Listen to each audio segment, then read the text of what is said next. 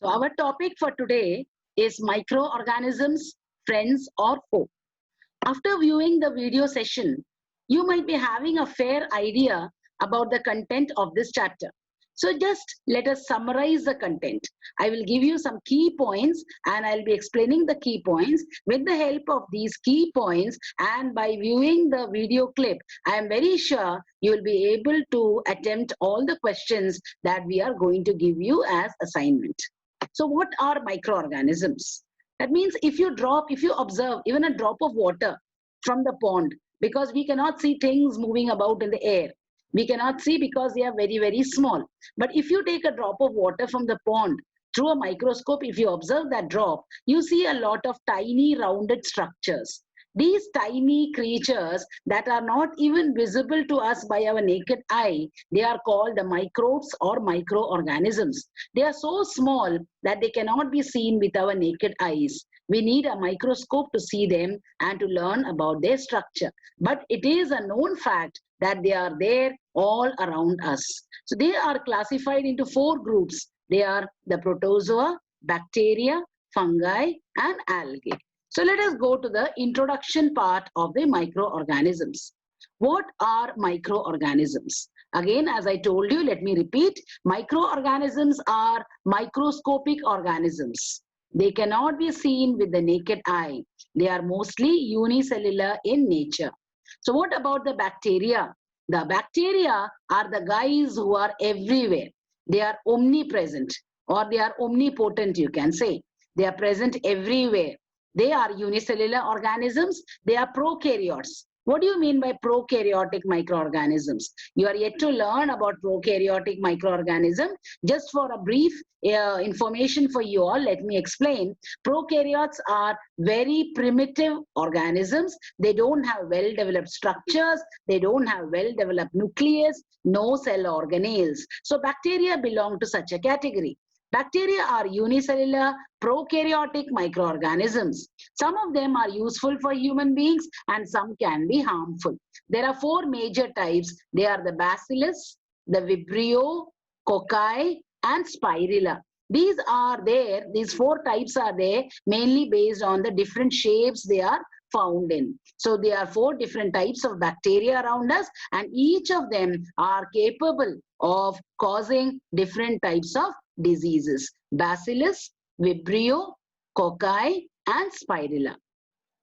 Let us learn a new word now, and I'm very sure it's not there in your textbook also. You can just learn what are probiotics.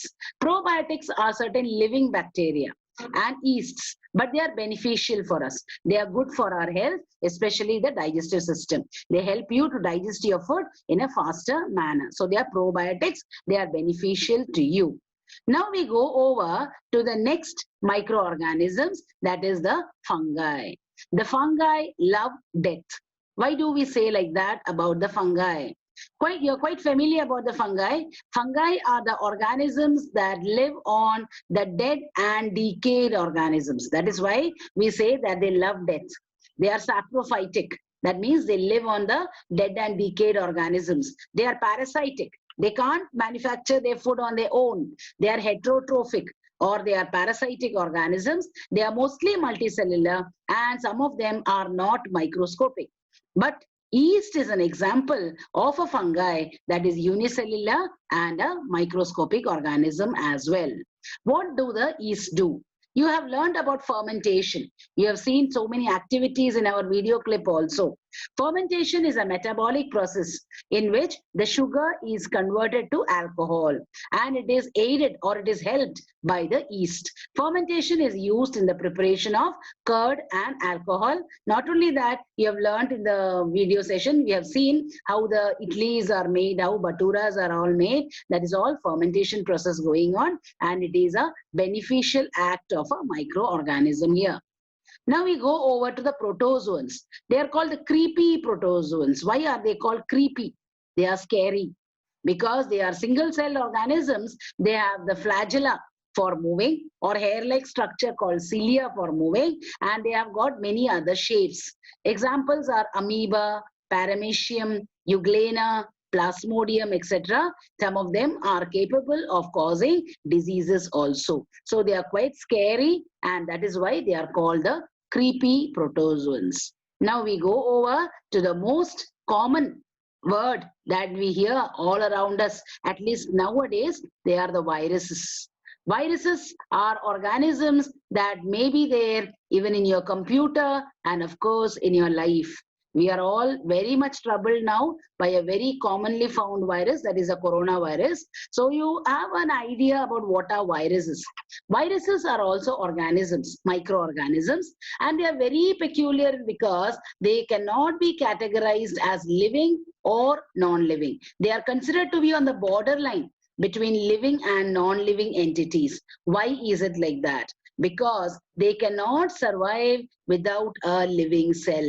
When they are outside a living body, they behave like a non-living object, but as soon as they enter into a living body, they use the life processes of the living body and they carry on with their processes. They have got nucleic acids in them, but they don't have their own life processes. They enter into a living body and using the life processes of that living body, they carry on with their functions. And they are, of course, known to cause many diseases like influenza virus, HIV, rabies virus, polio virus, tobacco mosaic virus, and of course, nowadays what you have known, the coronavirus also. So there's a dangerous microorganism that can cause diseases. So these viruses are coming under the category of harmful microorganisms.